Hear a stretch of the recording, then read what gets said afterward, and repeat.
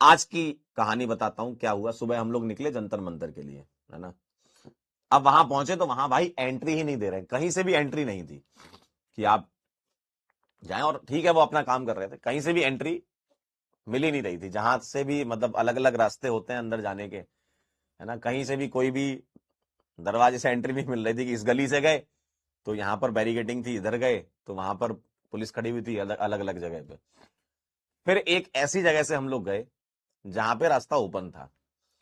अब जैसे ही वो रास्ता ओपन था ना उस वाली जगह से, क्योंकि गाड़ियां वहां से निकल रही थी, तो वहां पर एकदम से बहुत सारे लोग आ गए।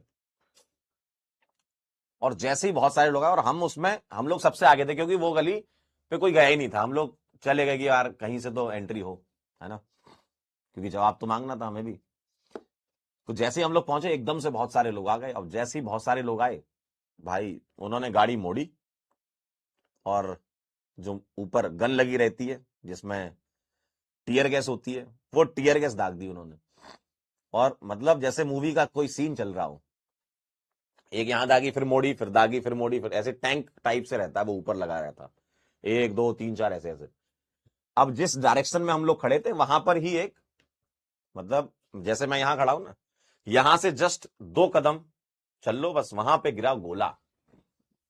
और जैसे ही गोला गिरा, आप टीयर गैस तो बड़ी खतरनाक होती है भाई। जैसे ही गोला गिरा और वो हवा में उसके पार्टिकल गए, वो हमारी आंखों तक पहुंचे, गले नाक तक पहुंचे। ढकने की कितनी कोशिश करो, लेकिन अगर कहीं चलना है तो आंखों से देखना तो पड़ेगा कि भाई आगे, क्योंकि बहुत सारी भीड़ थी, बहुत लोग आए हुए थे। तो आंखों में गई और नाक गले में गई। अब भाई मेरे को तो पहली बार एक्सपीरियंस मेरा, है ना, कि क्या करना होता है। फिर बाद में लोग कह रहे हैं कि भाई मुंह पे कपड़ा बांध लो, है ना, पानी लेके साथ में चलो। उस समय तो पता ही नहीं था। फिर एक भाई आया, मैं तो भाई बहुत ही खतरनाक सीन हो गया था मेरे साथ। आंखें एकदम जल रही थी। और वो तो ये है कि जितना आप उसको करोगे, रगड़ोगे टीयर गैस को, वो पार्टिकल लगेंगे, आप फेस पे करो तो जलन होगी, है ना। तो जितना ज्यादा क्या कहते हैं, मतलब जैसे कैटलिस्ट होते हैं ना, सरफेस एरिया जितना ज्यादा रखोगे उतनी ज्यादा रिएक्शन हो रही है। तो वैसे ही उसका है कि जितना ज्यादा जगह पे लगेगा वो जलन होना चालू हो जाएगी, आंखों में स्पेशली इरिटेशन होता है बहुत ज्यादा। तो एक भाई आया, है ना, मतलब वही होता है ना कि ऊपर वाले भी रहते हैं, ऊपर वालों का ही कुछ रहता है। तो भाई आया, उसने तुरंत पानी बोतल निकाली और मेरे मुंह पे बहुत तेजी से उसने पानी ऐसे मारा। ठीक है भाई, मैंने ऐसे ही अपनी आंखें पूरी धोई, ठंडे पानी, पानी बोतल उसकी ठंडी थी, ठंडे पानी से धोई। और फिर जाके मुझे दिखना चालू हुआ कि मैंने कहा अच्छा, ऐसी दिख रही दुनिया। तो उसके बाद फिर हम लोग गए, फिर ऐसे ही अलग अलग गेट के, मतलब और दूसरे, अब यहाँ तो भीड़ हो गई थी, यहाँ से तो मतलब लाठी चार्ज हो गया बहुत हैवी तरीके से, है ना, बहुत हैवी लाठी चार्ज हुआ। फिर हम दूसरे वाले रास्ते से गए, वहां से चले। तो फिर ऐसे ही चलते चलते अलग अलग जगह से पार्टिसिपेशन किया, जहां से हम कर सकते थे, जहां से हमारी एंट्री हो सकती थी। जहां जाए वहां लाठीचार्ज हो रहा है, जिस वाली गली में उसे वहां लाठीचार्ज हो रहा है ना। तो ये सब। अब फिर शाम को आप लोगों की क्लास थी तो हम शाम को फिर लौट के आए। ये हुआ।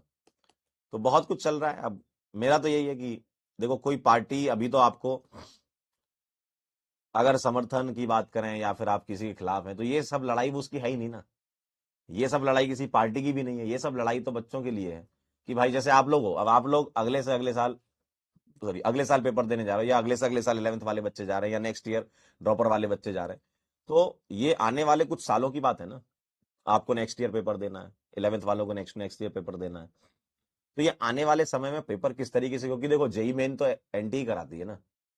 जेई मेन कौन कराता है? एनटीए कराता है। तो अब वो पेपर कैसे होंगे?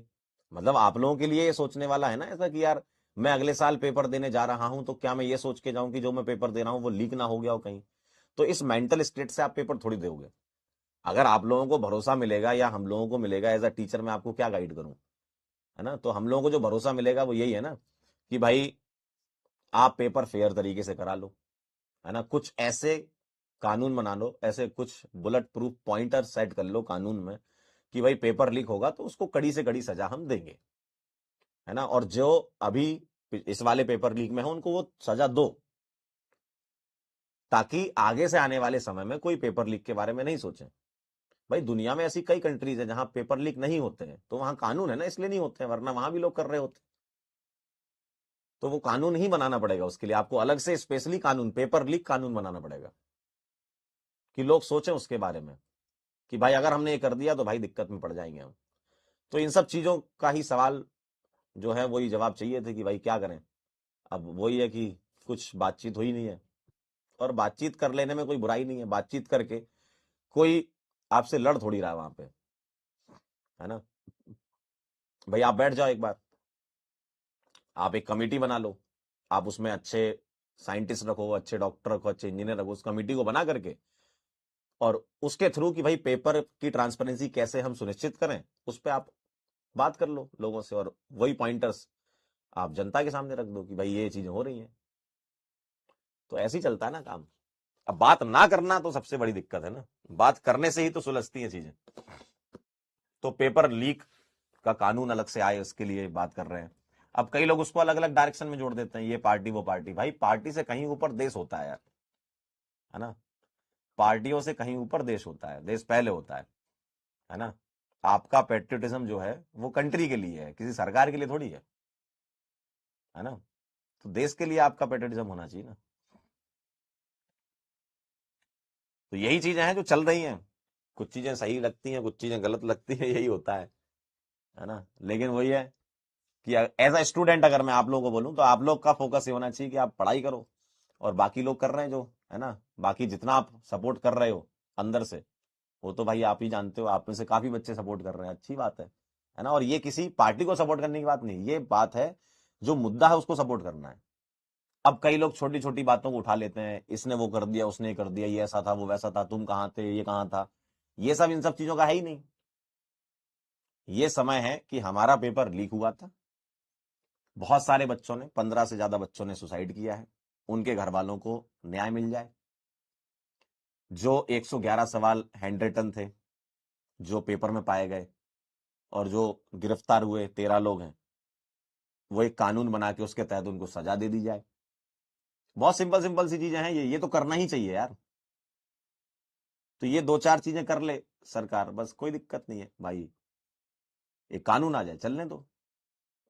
नेक्स्ट ईयर लोग घबराएंगे उससे, है ना।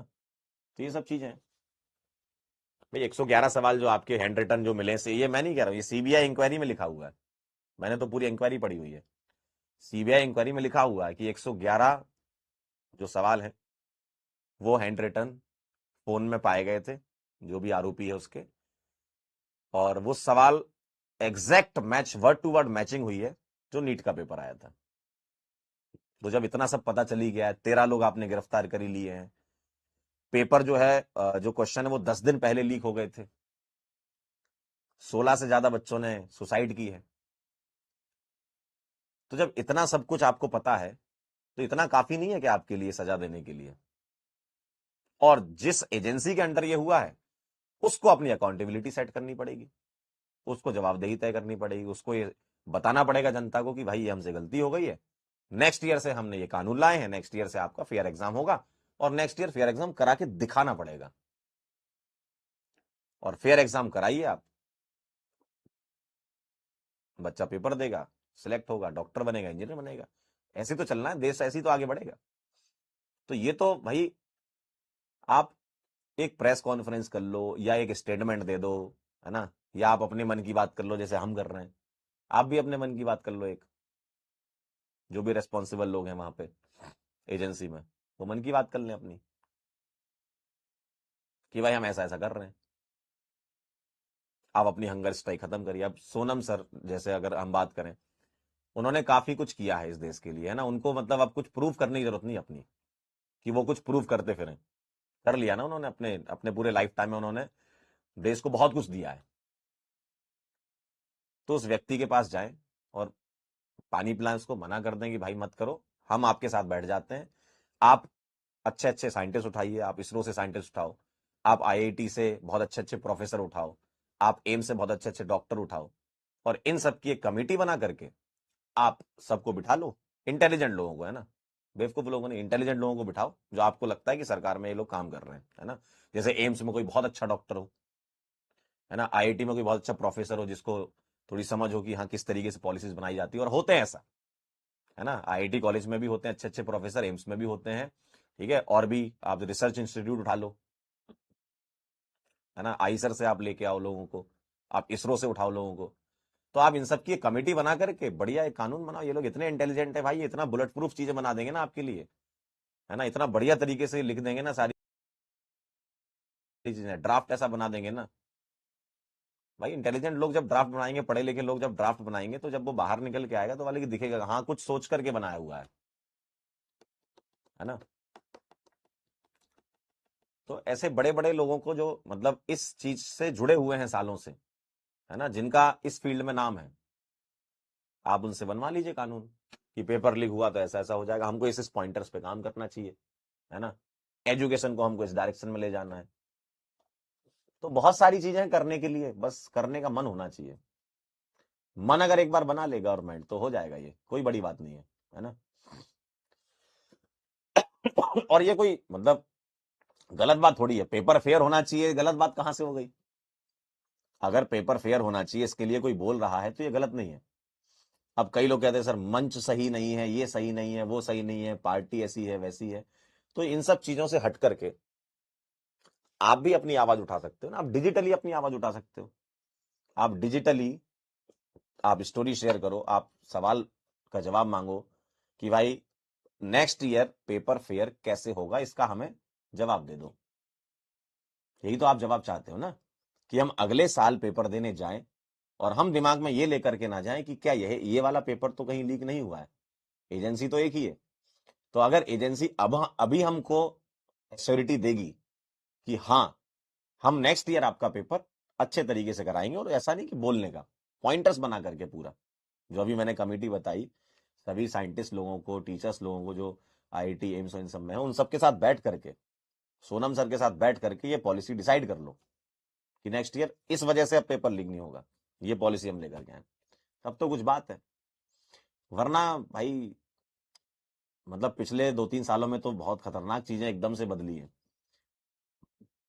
है ना। पेपर लीक होना ज्यादा हो गए हैं अगर देखा जाए तो, मतलब पिछले 8-10 सालों में काफी पेपर लीक हुए हैं, और ऐसा नहीं जेई नीट के, और भी जगह पे हुए हैं। तो ये सब चीजों के लिए तो कानून बनाना ही पड़ेगा भाई, है ना, है ना। ये कहानी है। तो ये हुआ है पूरा सिनेरियो। और आप अगर एज अ स्टूडेंट किसी से डील करो तो यही है भाई कि नेक्स्ट ईयर पेपर होने वाला है, आपका एक ही सवाल होना चाहिए, क्योंकि कई बार होता है कि आप ना चाहते हुए भी किसी को जवाब, मतलब किसी से सवाल होता है, आपसे सवाल होगा, क्योंकि हो तो आप देखो पार्ट, सिस्टम का ही पार्ट हो आप भी। आपने जेई की तैयारी चुनी थी तो आप भी अब सिस्टम का पार्ट बन चुके हो, और आप अब उस एजेंसी से डील कर रहे हो जो आपका नेक्स्ट ईयर पेपर लेने वाला है। तो आपके पास शांतिपूर्ण ढंग से, कोई भाई किसी से लड़ाई थोड़ी करनी है यार, शांतिपूर्ण ढंग से कि भाई मेरे को ये सवाल है, इन सवालों के जवाब दे दो। सवाल नंबर 1 क्या है, अकाउंटेबिलिटी क्या है, जवाबदेही आप तय करो पहले, पहला सवाल ये। दूसरा, ट्रांसपेरेंसी मेंटेन करो, है ना, ये चीजें होनी चाहिए। और तीसरा, जो लोग अभी तक के पेपर लीक में इंक्वायरी में फंसे हुए हैं, मतलब जो आपने सीबीआई की जो चार्जशीट है ना, जो इंक्वायरी है उसमें अगर वो दोषी साबित पाए गए, है ना, तो उनको सजा मिल जाए, और एक बेहतरीन कानून लेकर के आओ पेपर लीक का।